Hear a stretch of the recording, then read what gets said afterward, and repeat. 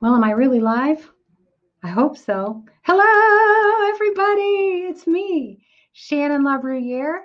I am live and loving it tonight. It is Sunday, May 3rd, and I am delighted to be here with you today. Forgive my. Thank you, Missy. Thank you. I ask you to forgive my voice. I'm not sure why it's acting this way. So I'm going to do the best I can to speak clearly and loud enough. Welcome, Missy. I'm glad you're here. I'm excited for everybody to jump on and continue our conversation about dreaming. I am just captivated by this topic. One of the reasons being we are in such a time of upheaval. It is the perfect time to start pursuing your dream. I know that might seem crazy or counterintuitive, but the fact is, when everything out there is upside down, there's no better time to start creating your future. Hi, Carol. I'm glad you're here. Laura, I'm glad you're here. Gosh, I've been looking forward to this too. I'm so glad you are as well. Yeah, we're talking about chaos, upheaval, massive change, and all of these things. We've been experiencing them over the last 6 to 8 weeks.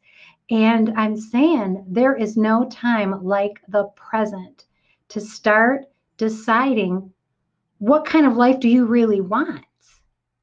Because the life you had before is gone. Yesterday's over. Today's a new day.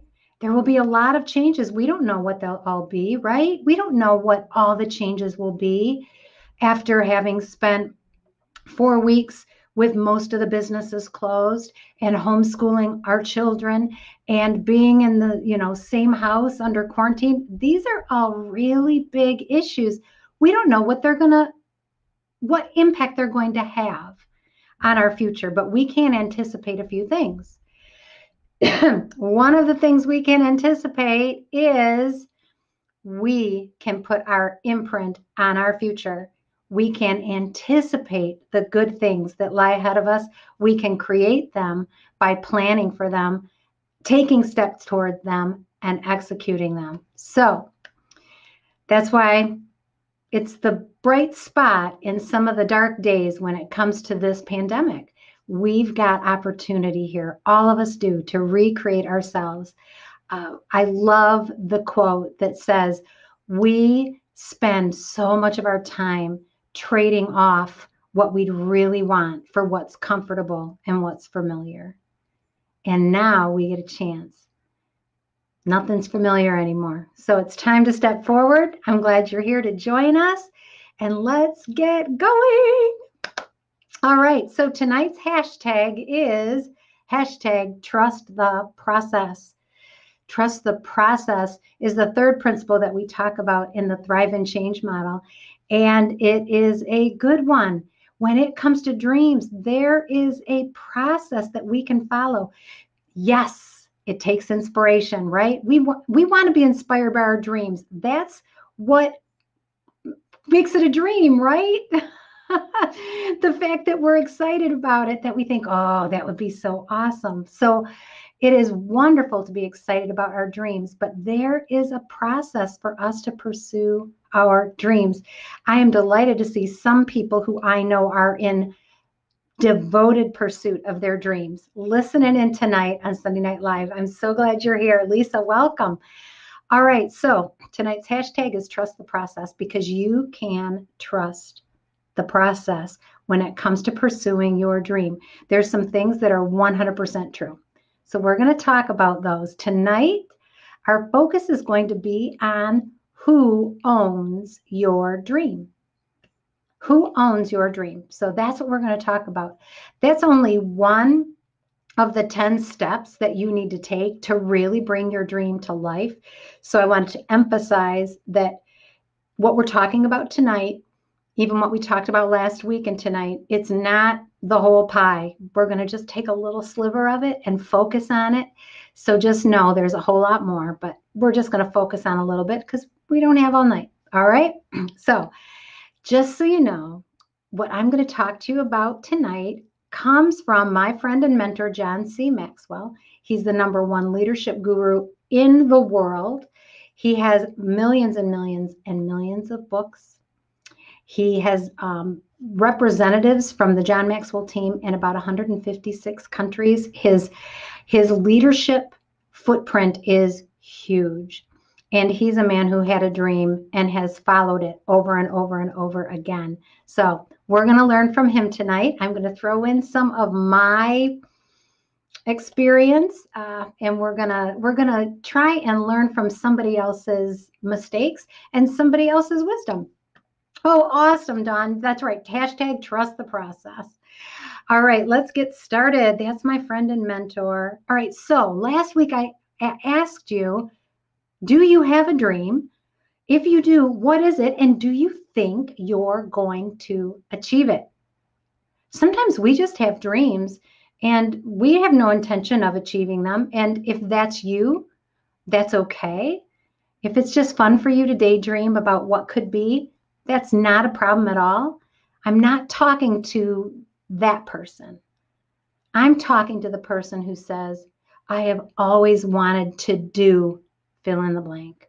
I have always wanted to be fill in the blank. If you are that person, if you have a dream that is unrealized in your life, I want to tell you, I don't care how old or young you are. I don't care how educated or uneducated you are.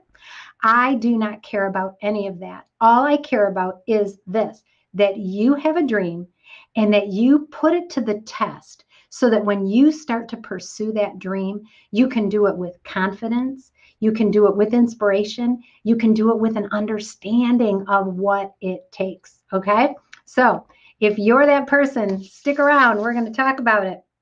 Last week, we talked about 5 reasons why many times we don't pursue our dreams. And for a little bit of a deeper dive into that, check out my YouTube channel. You can go search for Shannon LaBruyere, Thrive and Change on YouTube, and you'll find it. Check it out because it'll flesh out a little bit more. But just so that we can pick up where we left off, I'm going to cover those. So #1 is this, discouragement by others. Sometimes we don't dream or we don't have a dream because people talked us out of them. Sometimes we've shared them with the wrong people or we've shared them at the wrong time. And people have talked us right out of our dream. That's one of the reasons why we don't have them. Another one is this, we're hindered by disappointment and hurt. Disappointment and hurt can be such a barrier to us being able to truly embrace our dream and explore it. And I just want to encourage you tonight, this is a safe place to explore your dream. All right? This is a safe place. So you don't have to be hindered by those disappointments and hurts. You can set those aside for just a few minutes.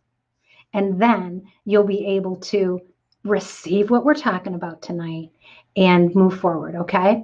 Teresa, I'm glad you're here. We all have dreams and know others that do. I agree 100%.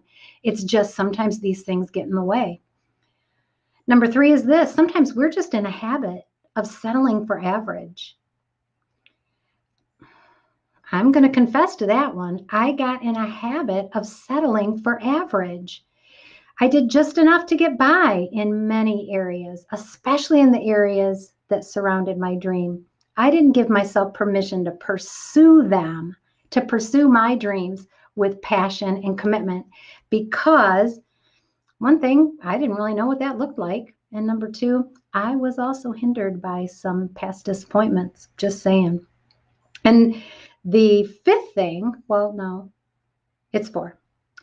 Lack of confidence. Lack of confidence will prevent us from pursuing our dream. We just don't believe we can do it. I'm here to tell you, I know you can do it. I believe you can do it.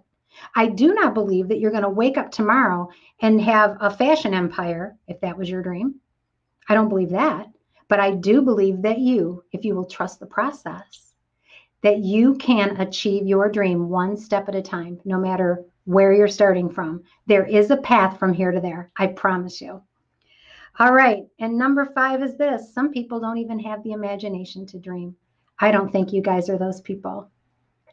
I know the people who tune into Sunday Night Live are people with vivid imaginations and lots of hope for the future. So You are in the perfect spot. And tonight we are going to talk a little bit more about what it takes for you to achieve your dream. Are you ready? Okay, let's go. What's it going to take to propel you forward? That's a question that you have to ask yourself. What's it going to take for me to take a step toward my dream? It's only one step. All you have to take is one step. And then the next day, you take one step. And the next day, you take one step. I knew somebody who was close to me that had really big dreams and aspirations, really, really big dreams and aspirations. And she would talk about them and she would embellish them. They were so vivid. You could tell that she was really, really, really committed to them. But she never, that I know of, took one step toward it, not even one step. She was waiting for the perfect time. She was waiting for somebody to give her permission. She was waiting for somebody to agree with her. And she passed away. And she never did fulfill her dream. And it was beautiful. She shared it with me many times. Never took a step toward it. So what's it going to take for you to take that first step? It doesn't have to be all the steps, just one. What's it going to take? I want you to think about that. I want you to think about that. And if you are thinking about it, just give me a thumbs up or a heart, or let me know that you're thinking about what's it going to take for me to take one step toward my dream. All right. I'm going to give you one of the steps. I'm going to make it easy for you. All right. The first step that we're going to talk about, and this is one of 10, so it's not the whole enchilada, but it will at least give you something to think about and take some action on. All right, so one of the steps to testing your dream is ownership. Are you living your dream, or are you living someone else's dream?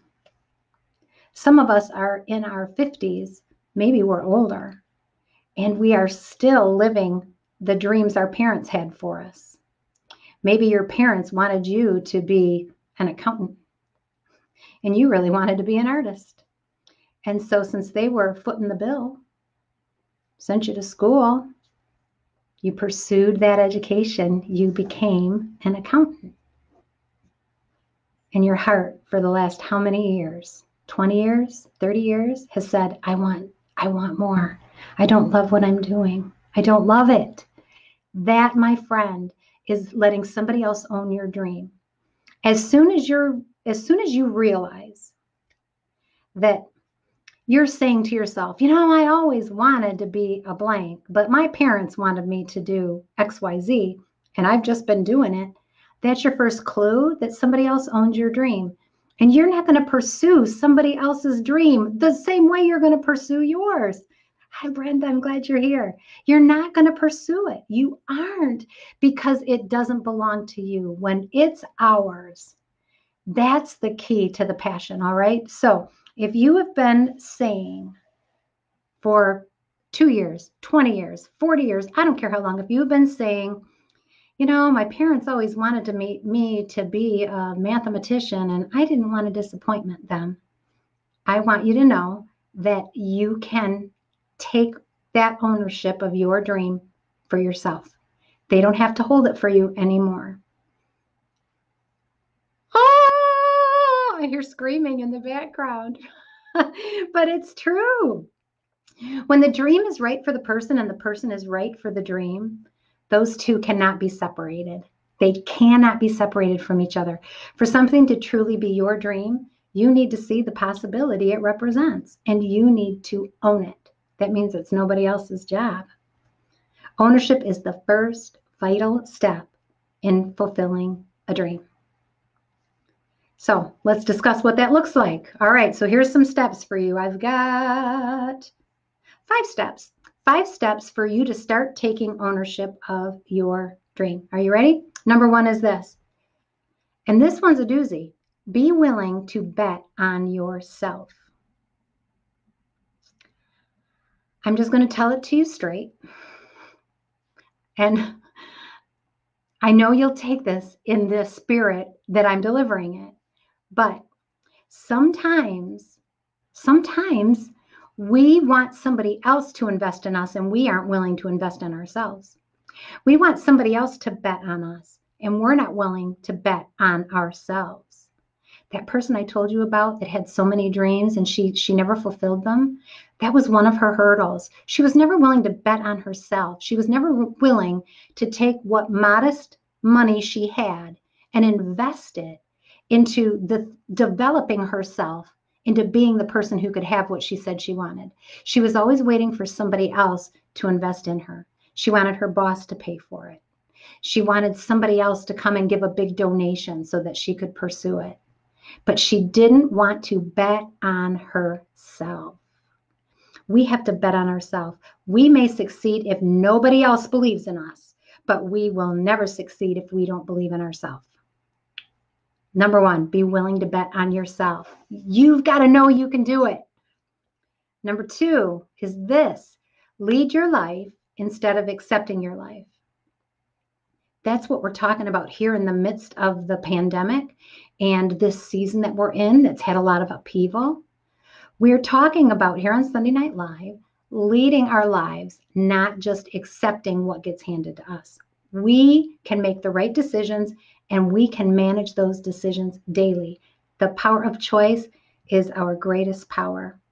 The power of choice is the greatest power that a person possesses, and each of us has that.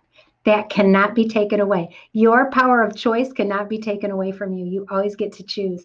I love to tell this story about when I worked at the Postal Service and I was getting ready to go home after a long day at work because I was feeling sick. And my boss came up to me and says, "You can't leave." And I says, I have to leave. I'm sick and I'm at the end of my shift. She goes, "No, we said you guys had to work overtime." This is where I started realizing that I was not living my dream.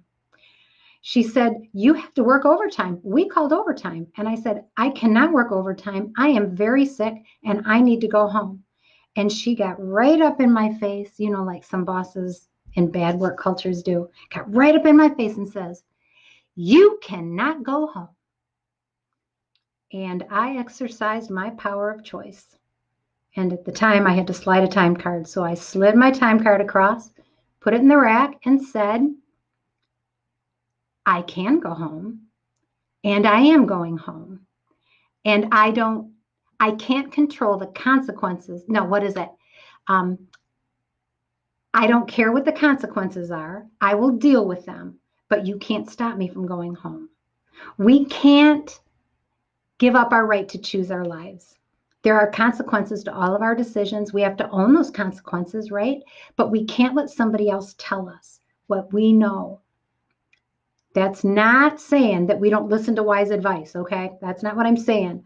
But when we've got other people who are making our decisions, telling us where our life goes, instead of us choosing and leading ourselves, we don't own our dream.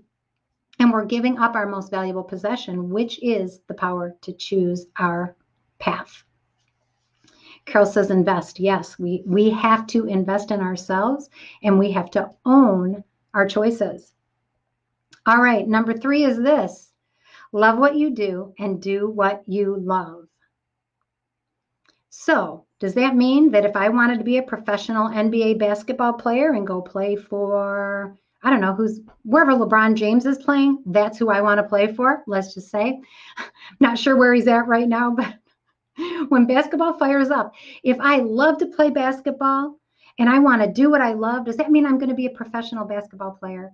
No, it does not. Sometimes our dream, and that's one of the categories we talk about more further on, but sometimes our dream is that we want to do something that we love, but we're not any good at it.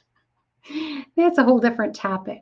But I will tell you this: if every day you get up and go do a job or work in a place or pursue activities that you hate, that you don't love, it's time to reconsider that. It's time to reconsider that. You can do what you love and love what you do. I loved what I did for the Postal Service for all those years, but I did not love that many people didn't respect it or receive it. I didn't love that part. And I had to realize I don't love working in this environment anymore. It's time for me to make a change. Successful people, those are the ones who they see their dream and they seize their dream. Successful people love what they do and they do what they love. They allow their passion and their talent to guide them. Why? Because talent, purpose, and potential always come hand in hand. If you're writing things down, that is something to write down, my friend. Talent, purpose, and potential always go hand in hand. Talent, purpose, and potential. You can love what you do and do what you love. When those three things intersect, your talent, your purpose, and your passion. All right, number 4 is this. Ooh, this one's a good one. Don't compare yourself or your dream to others. Because when you compare yourself with those who are superior to you, you feel inferior. Have you ever done that? I've done that. Social media is a classic place to do that.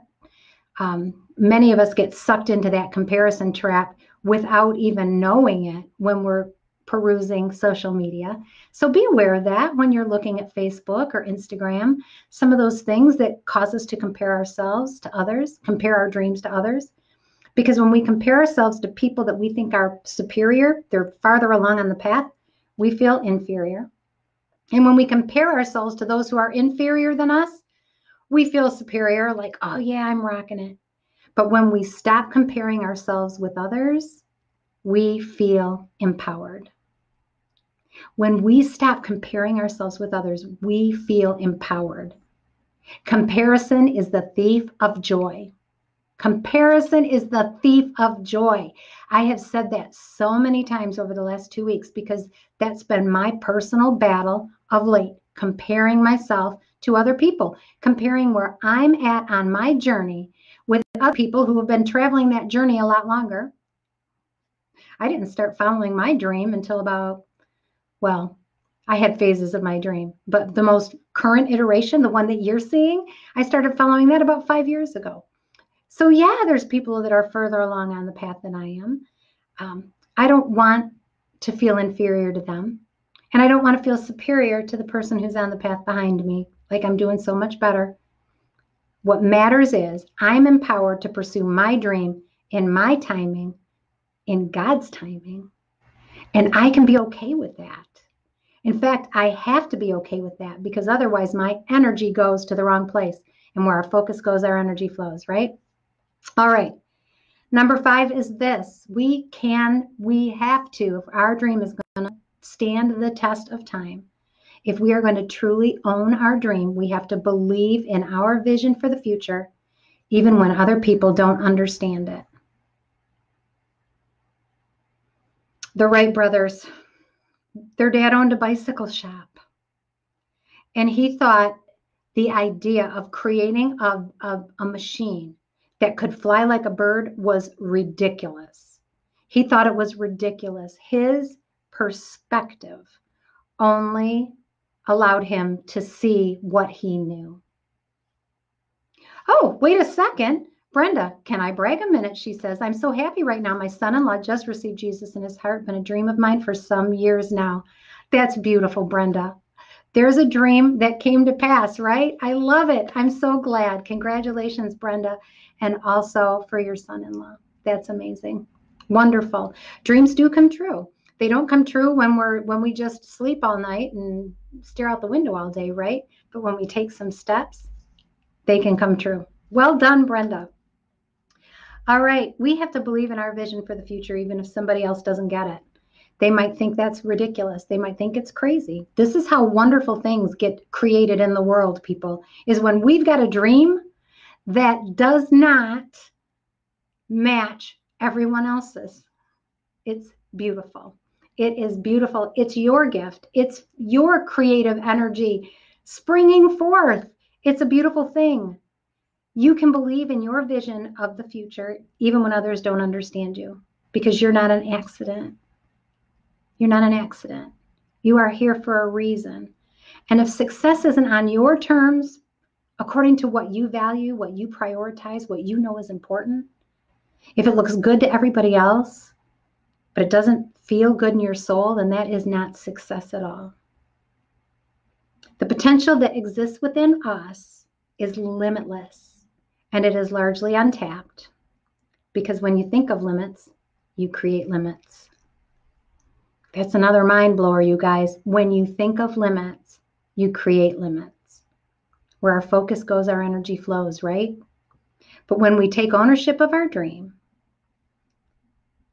we commit to it. And I'm asking you now, what's your level of commitment to your dream? On a scale of 1 to 10, with 1 being, it would be nice to have, and 10 being, I lose sleep at night because I want it so bad. If you're less than an 8 on a scale of 1 to 10, and hey, feel free to drop that in the comments. I would love to see, where do you see your dream? Is it on the 1? I don't care. It'll be okay. Or a 10, I lose sleep at night. I'm just consumed with thinking about how awesome that would be. I'm consumed with thinking about my purpose and my passion. I'm consumed with the desire to use my talent for something that matters. If you're less than an 8, then maybe you have to decide, is this a dream or a hobby, right? Is it a business or a hobby? Is my dream a hobby? You can have a dream of a hobby. There's nothing wrong with that. I enjoy my hobbies a lot, but I'm never going to knit for a living. I enjoy knitting very much. I enjoy sewing very much, but it was never my passion to sew for other people. I did it to make a little bit of extra money now and again. Lisa's in with a 10. Lisa's dream is in full swing. Missy's is a 10. I love to hear that. So now we're getting out of the hobby area, aren't we, ladies? We're getting out of the hobby area, and we're getting into that realm that says, okay, what would I do? What would I do about this dream if I had no limitations? Or what would I do if I knew I couldn't fail? The first step in being able to answer is to take ownership of your dream and to start moving toward it. And I hope that those of you who are already on the path to your dream, that you continue to pursue it. I hope that you don't run out of steam. I hope that you are able to continue to put that dream to the test. Is this what I thought? Is this what I wanted? Is this what I'm going for? And I want you to be able to tweak it so that it's just exactly what you were created and meant to do. I love it. I love hearing that you guys, Brenda's is a 10. I love that. I love hearing about the 10s. And you know what? I also love hearing about the 8s or the 7s or the 6s or the 5s.